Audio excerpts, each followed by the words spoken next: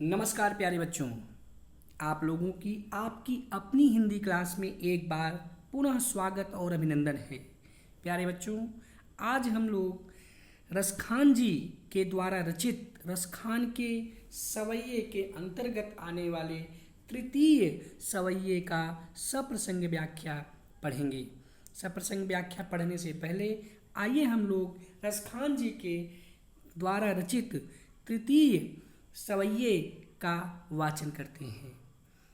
मोर पखा सिरे ऊपर राखी हो गुंज की माल गले पहिरोंगी, ओढ़ी पीतम्बर लकुटी बन गोधन ग्वारिन संग फिरोंगी।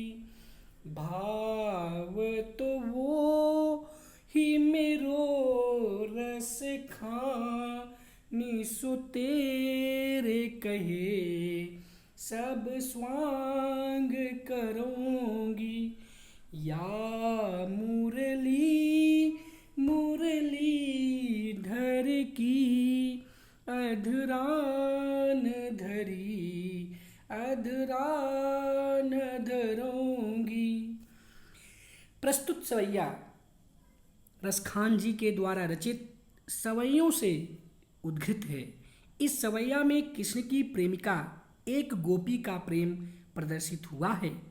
गोपियां कृष्ण के प्रेम में इतनी मुग्ध थीं कि वे मुरली तक को अपनी सौत मानती थीं। यहाँ एक गोपी के माध्यम से प्रस्तुत उलाहना भरी उक्ति में कृष्ण के प्रति प्रेम किंतु मुरली के प्रति सौतिहा डाह की अत्यंत सबल और मनोहारी अभिव्यक्ति हुई है।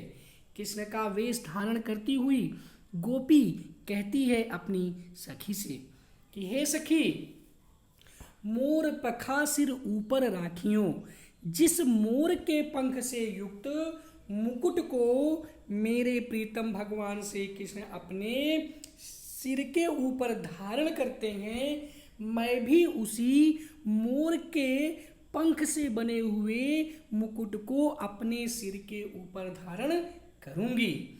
गुंज की माल गरे पहिरोंगी। गुंज माने बैजंती की, माल माने माला, गरे माने गले में, पहनू माने पहनूंगी।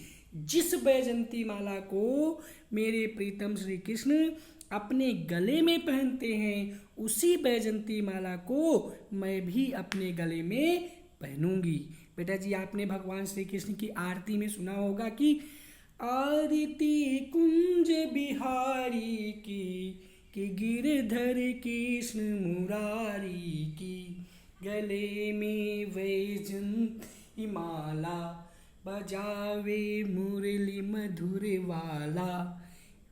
तो बेटा जी, वहाँ पर भी आप देखेंगे कि बैजंती माला का वर्णन किया गया है। तो गोपिका वही कह रही है कि जिस तरह से मेरे प्रीतम श्री कृष्ण अपने गले में बैजंती की माला को पहनते हैं, ठीक उसी प्रकार से मैं भी अपने गले में बैजंती की माला पहनूंगी। ओढ़ पीतम्बर लय लकुटी। ओढ़ पीतम्बर माने होता है पीले वस्त्र को ओढ़कर, लय लकुटी और लकुटी मतलब छोटी लाठी को लेकर के, वन माने जंगल में, गोधन माने गायों को लेकर ग्वारिन संग फिरूंगी, गोपिकाओं के साथ चराने जाऊंगी। कहने का तात्पर्य है बेटा जी कि जिस तरह से भगवान श्री कृष्ण पीले वस्त्र को पहन करके, हाथ में लकुटी को लेकर के वन में अब ग्वाल बालों के साथ गाय को चराने जाया करते थे, ठीक उसी प्रकार यह गोपिका भी अपने सखी से कह रही है कि मैं भी पीले वस्त्र को ओढ़ करके, हाथ में लकुटी को लेकर के वन में गाय को चराने के लिए ग्वालों के साथ ग्वालिनों के साथ जाऊंगी।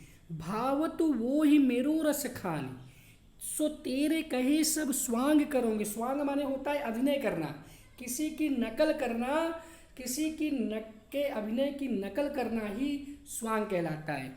तो भाव तो वही माने श्री कृष्ण को रसखान जी कहते हैं कि श्री मेरे प्रीतम श्री कृष्ण को जो भी अच्छा लगता है, तेरे कहे हे सखी मैं तुम्हारे कहने पर सब स्वांग करूंगी। मैं उन सारे अभिनय को, उन सारे नकल नाटक को मैं करूंगी, परंतु मेरी एक शर्त है। शर्त यह है कि या मुरली मुरलीधर की, कि जिस मुरली माने मुरली को, मुरलीधर माने श्री कृष्ण अपने अधरान माने ओंठों पर रख करके बजाते थे, मैं उस मुरली को, उस बांसुरी को अधरा न धरूंगी, अपने ओंठों पर धारण नहीं करूंगी। तो आइए बेटा जी एक बार हम लोग इसकी व्याख्या फिर पढ़ लेते हैं कि मोर पखा सिर ऊपर राखियों। एक सखी, एक गोपिका अपनी सखी से कहती है कि हे सखी, मोर पखा सिर ऊपर राखियों, मैं मोर पंख को सिर के ऊपर रखूंगी, गुंज की माल गले पहनूंगी, बैजंती की माला भी गले में पहनूंगी, ओढ़ी पीतंबर लय लकुटी, लय लकुटी माने लकुटी को लेकर के, ओढ़ पीतंबर, पीतांबर को ओढ़ करके, गोधन ग्वारिन संग फिरूंगी, ग्वालों के साथ वन में घूमूंगी, गायों और ग्वालों के साथ वन में घूमूंगी, भावतो वो ही मेरो रसखान, सो तेरे कहे सब स्वांग करूंगी।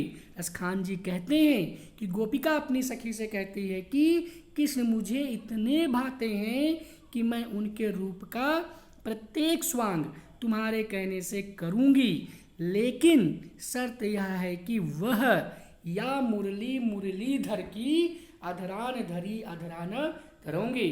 लेकिन जिस मुरली को कृष्ण अपने ओंठों पर रखकर बजाते थे, मैं उस मुरली को कभी भी अपने ओंठों पर धारण नहीं करूंगी।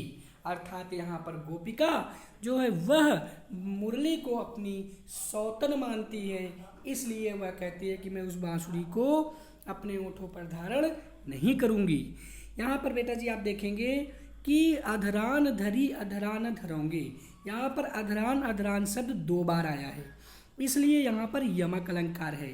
यमक अलंकार की परिभाषा होती है कि जहाँ पर एक ही शब्द एक से अधिक बार आए किंतु उसके अर्थ अलग अलग हो, वहाँ पर यमक अलंकार होता है। तो यहाँ पर पहले अधरान शब्द का अर्थ है ओंठों पर रखी हुई और दूसरे अधरान शब्द का अर्थ है ओंठों पर नहीं।